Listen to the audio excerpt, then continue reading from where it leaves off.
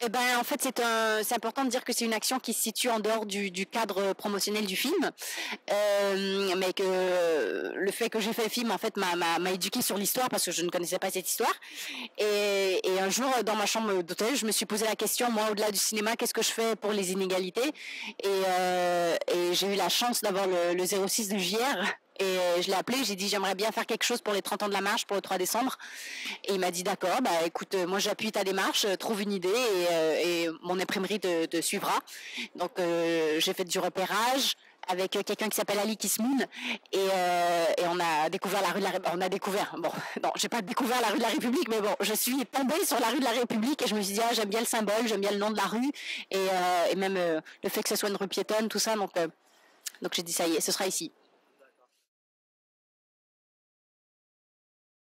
Bah écoutez, JR c'est un artiste formidable. Après, il a inventé ce concept juste génial qui s'appelle Inside Out, qui permet à n'importe qui à travers le monde qui a envie de se lever pour une cause de le faire et d'accéder à ces plateformes d'imprimerie. Donc j'aime bien l'idée que un artiste je sais pas comment dire, qui rend son talent accessible en fait à tout le monde qui a envie de se lever pour quelque chose. Je trouve ça très très généreux et très beau et très modeste aussi de la part des artistes contemporains en ce moment qui est un des plus cotés.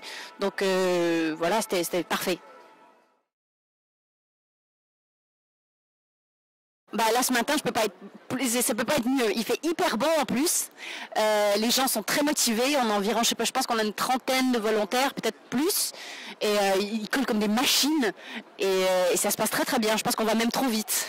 Donc mais plus que dans les temps là. Moi justement j'ai peur que les affiches restent trop longtemps seules la nuit. Et le but c'était vraiment de terminer pour le 3 décembre. Donc je pensais qu'on allait coller non-stop de aujourd'hui ce matin jusqu'à demain. Et là je pense qu'on va avoir terminé ce soir. Donc voilà.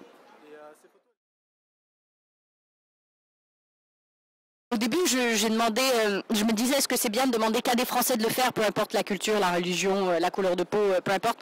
Et puis après, je me suis dit, l'égalité, c'est nul de faire une sélection encore dans l'égalité, justement. Et puis j'avais des demandes sur Twitter des gens d'Afrique, j'avais des gens du Canada, j'avais des gens des États-Unis, de Thaïlande, d'Australie qui me disaient est-ce qu'on a le droit d'envoyer nos portraits. Et puis je me suis dit, oui, c'est ridicule de faire une sélection, en fait. Donc j'ai dit, oui, tout le monde envoyait vos portraits. Et voilà.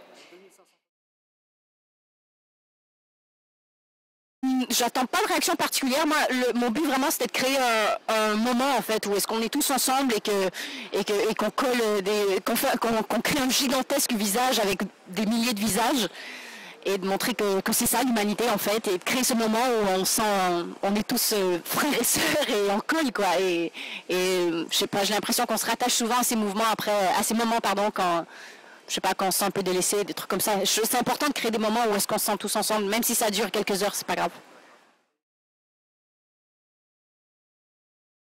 Ça, c'est la vie qui va décider. Moi, je vous espérais qu'elle reste plusieurs jours, mais bon, je pense qu'il nous menace de s'en débarrasser le 4 décembre. Ça fait très court, hein, mais en même temps, je pense que quand ils vont voir le résultat, j'ose espérer qu'ils vont vouloir les garder un peu plus longtemps.